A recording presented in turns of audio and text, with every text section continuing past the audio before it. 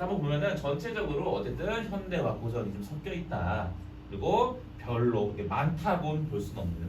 다른 학원 선생님들은 동문여고 시험범위 많아요 하는데 제 기준에는 많지 않다라고 말씀드릴 수 있을 것 같고, 그다음에 학교 수업 내용을 봐보면 제가 이렇게 나름대로 학생들하고 수업을 하고, 그다음에 학교 선생님이 주신 뭐 프린트라든가 학생들이 요약한 그 교과서 내용이라든가 이런 걸 갖고서 비교를 해보면 결국에는 다 교과서랑 자소서 충실한 내용이에요. 그러니까 어떤 문학 작품을 우리가 이런 관점으로 한번 해석해 볼까? 이런 게 없어요. 그냥 고등학교 내신 중에서 문학을 그렇게 가르치는 선생님들은 저는 요 근방에서는 없다고 봅니다. 그냥 철저하게 기준이 잡혀 있는 자소서 내용을 바탕으로 학생들한테 가르치게 된다는 거. 그렇게 보시면 될 것 같고, 좀 특이한 점은 요 네 번째인데요. 외부 지문 출제가 그냥 없다고 봐도 될 것 같아요. 그러니까 외부 지문이란 건 결국 시험 범위 자체에 포함되지 않는 어떤 작품이 그냥 끌고 당겨져 와서 학생들한테 야, 요거 좀 관련 있는 건데 한번 읽고 풀어봐 라고 하는 식의 문제 유형이거든요. 그러니까 내가 공부하는 작품이 가라는 뭐 사랑과 관련된 건데 처음 보는 어쨌든 사랑과 관련된 다른 시를 이렇게 갖고 온다든가 이런 유형인데, 특이하게 동명여고에서는 요 외부 지문 출제가 안 나왔다는 거. 최근 2년 동안 요것도 제가 조금 그냥 말로만 설명드리면 2년 전 시험, 2년 전 고2 시험만 해도 외부 지문이 엄청 나왔어요. 4개, 5개씩 나오고 모의고사 기출해서 그냥 갖고 오고, 학생들 입장에서 굉장히 어렵거든요. 처음 보는 되게 너무 추상적이고 비유적이고 상징적이신데 시험 당일날 시간 압박이 있는데 한 번 읽고 해석해서 풀래. 이렇게 되는 문제들이 많다는 얘기니까. 근데 교과서가 바뀌고 하면서 좀 선생님들의 컨셉을 조금 이렇게 트신 것 같아요. 그래가지고 외부 지문 문제 출제도 없어지게 된다. 그래서 요런 걸 없는 대신에 요 보기를 주고서 어떤 설명하는 거라든가 관련 있는 작품 같은 걸 살짝 껴놓긴 해요. 살짝. 그거를 읽고서 해석하는 수능형 문제 출제로 조금 요걸 대신하고 있다. 하지만 어쨌든 간에 외부 지문 문제 출제가 없다는 얘기는 그거 난이도가 떨어질 수밖에 없다는 거 결국 규정됩니다.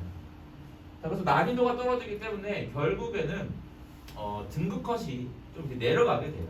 자, 그래서 어쨌든 보기의 핵심을 파악해서 지문하고 비교해서 푸는 그런 문제가 많이 나오게 되고, 수능형으로 보기 문제의 비중이 높아졌다는 거. 이 보기 문제가 왜 수능형이냐면 수능형은 한 세트당 무조건 보기 문제가 나옵니다. 문학이든 비문학이든. 그래서 그거를 읽고 해석하는 유형으로 내신에서도 접목시키고 있다는 거, 그렇게 말씀드릴 수 있겠습니다. 그 다음에 서술형 같은 경우는요, 1학년 때 이제 학생들 얘기를 좀 이렇게 들어보셨을 거예요. 1학년 동명여고 시험 되게 어려워요. 1학년 국어 등급 커트라인이면 80 몇 점, 70 몇 점이 1등급 컷이래요 막 이러거든요. 그리고 작년에도 뭐 어려웠던 적이 있고, 그리고 1학년 때는 서술형 자체가 진짜 길게 쓰는 서술이다 보니까 거기서 감점도 많이 당했고요. 근데 2학년은 교과서 바뀌고 나서 싹 다 좀 바뀌었어요. 크게 어렵지 않습니다. 객관식으로 나와도 충분히 풀 것을 너희들이 그냥 단어도 좋으니까 단어 빈칸 넣기로 한번 써봐 정도 수준? 그 정도 수준이라고 보시면 돼요. 그래서 대신에 그럼 감점 요소를 어디서 정하시냐면은 요 조건으로 정하십니다. 예를 들면은 본문에서 찾아 쓰시오. 예를 들면은 상어절로 쓰시오. 예를 들면은 몇 글자 이외를 쓰시오. 예를 들면은 어떤 것이 뭔지를 정확하게 밝히고 그걸 포함시켜서 반드시 작성하시오. 요 정도 수준. 하지만 결국 답안지를 보면 다 필기해보고 문제 풀어보고 객관식 문제로 풀어봤던 내용들이에요. 그러면 이런 거에서 어떤 사람들이 감점 당하냐 하면은 제 기준에는 긴장 많이 하는 사람들 내 감점 많이 당합니다. 그리고 그냥 집중력이 조금 이렇게 길지 못한 친구들은 순간적으로 실수해요. 단 한 번의 기회일 때. 제일 많이 하는 실수가 찾아 쓰시오 실수예요. 찾아 쓰라 그러면 뭐 하면 됩니까? 읽고서 찾아서 쓰면 되잖아요. 학생들은 찾아서 있는 그대로 쓰는 게 아니라 내가 머릿속에 저장하는 내용으로 써요. 예를 들면은 그의 사랑의 마음, 이게 답이라고 한다면, 예를 들면 그가 사랑했던 마음이라고 쓰면 틀리는 겁니다. 똑같은 내용인데 어쨌든 답의 조건은 분명하게 제시가 됐으니까 이의제기가 안 됩니다. 그리고 난이도 전체가 어렵지 않기 때문에 학교생들이 그걸 되게 후하게 채점해 주시지 않으세요. 되게 어려운 시험들은 후하게 체크해 주시거든요. 아이 내용 맞아 맞지 이렇게 선정과 보통 그래요. 근데 돌문영어는 그렇게 해주지 않는다는 거. 그래서 조건에 대해서 내가 계속 연습해 보는 수밖에 없다. 근데 이거는 학원에서 가르치는 부분이 아니에요. 얘들아 차 쓴다는 건 말이야 이렇게 할 게 아니잖아요. 그러니까 학생들이 그런 집중력이라든가 문제를 풀 때 열심히 풀어보는 습관이 중요한 거지. 이거 자체가 굉장히 유형별로 딱 연습해 보거나 그런 걸로 보기보다는 태도의 문제다. 하지만 난이도 전체는 전체적으로 중이라고 볼 수 있겠습니다. 그래서 1학기 문학은 제가 방금 말씀드린 것처럼 암기할 거 다 암기해야 됩니다. 제가 요 암기란 말을 국어 이렇게 설명드릴 때 많이 쓰거든요. 근데 보통은 국어는 암기가 아니지 이렇게들 보통 많이들 오해하시는데 국어만이 아니라 모든 과목들이 암기입니다. 고등학교 내신에서요. 내신에서. 수능 모의고사 말고요. 근데 특히나 국어는 철저하게 암기 베이스가 80% 이상 깔려야 돼요. 특히 시험 범위가 많지 않고 문제 자체의 난이도가 크지 않을 때. 그러면 생각을 해보세요. 시가 됐든 소설이 됐든 학생들이 이렇게 밑줄 긋고 별표 치고 필기한 걸 따지면 작품당 10개, 20개, 30개 정도 나와요. 근데 그런 작품들이 10개가 넘는다는 얘기는 내가 머릿속에 완전하게 암기돼 있어야 되는 내용이 100 몇십 개 나온다는 얘기예요. 아주 쉬운 것도 있을 거고 처음 보는 내용도 있을 거고. 그러면 그렇기 때문에 암기가 기본 중에 기본이라는 거예요. 그리고 이 암기가 모두 완벽하게 돼 있고 연습이 돼 있어야 뭘로 이어지냐면 아까 말씀드렸던 시간 부족 문제가 해결되는 거예요. 다른 친구들은 공부가 덜 돼서 아 이건가? 의심 적어서 본문 가서 읽어보고 확인해야 되는데 어떤 친구는 다 공부해서 이거 맞아 바로 고르게 되고 거기에서 발생되는 시간의 차이가 학생들의 어떤 심리적인 것 때문에 영향을 끼친다는 거 말씀드릴 수 있겠고 저 같은 경우는 그래서 학생들하고 매주 수업하고서 제가 다 일일이 빈칸을 뚫습니다. 기본 필기 내용에 해당하는 내용들에다가 제가 다 타이핑 해가지고 뚫어서 여기다 이거 써봐 빈칸 테스트를 봐요. 그럼 학생들이 물어보면은 어쨌든 학생들이 다 알고 있는 내용이에요. 근데 어쨌든 써봐 했을 때 그냥 그 순간에 안 떠오르는 경우가 많아요. 이해는 하고 있는데 암기가 안 된 경우가 그래요. 그래서 그런 것들을 저는 테스트로 플레이 때 확인하고 있고요. 혼자 하는 학생들도 뭐 펜으로 가려서든 아니면 객관식 문제를 스스로 바꿔서 해보든 그런 연습이 필요하다는 거. 그 다음에 문학이 1학기 때 시험 범위다 보니까 개념어에 대해서 올바른 이해가 좀 필요합니다. 감으로 푸는 거 말고요. 자 예를 들면 우리가 역설법이야, 뭐 반어법이야 이런 것들 학창 시절에 많이 배우거든요.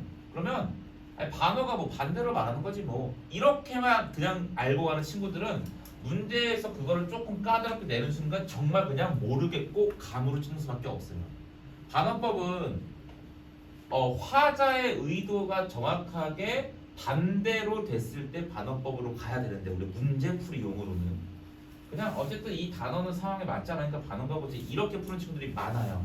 왜? 반어법이라는 건 초등학교나 혹은 중학교 때도 다 이미 했다고 생각해서 그런 감으로 푸는 걸 좀 줄이고 확실하게 개념으로 이런 문제 풀 때는 이 단어는 이걸 찾아야 돼 라는 기계적인 학습이 필요합니다.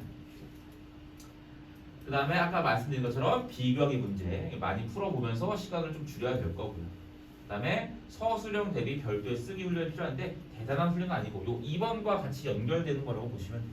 객관식을 위해서 빈칸을 넣으면서 암기를 확인하는데 그게 그대로 서술형으로 소답형으로 나올 수 있다는 거 그렇게 말씀드릴 수 있겠습니다. 전체적으로 이제 난이도만 본다 그러면 어쩔 수 없이 그냥 평범해요라고 말하기에는 조금은 어려워질 수 있다는 거 살짝은 어려울 수 있습니다. 내용적인 것 때문에 그랬습니다. 이건 정말로 데이터, 뭐 법 이런 얘기 나오니까요.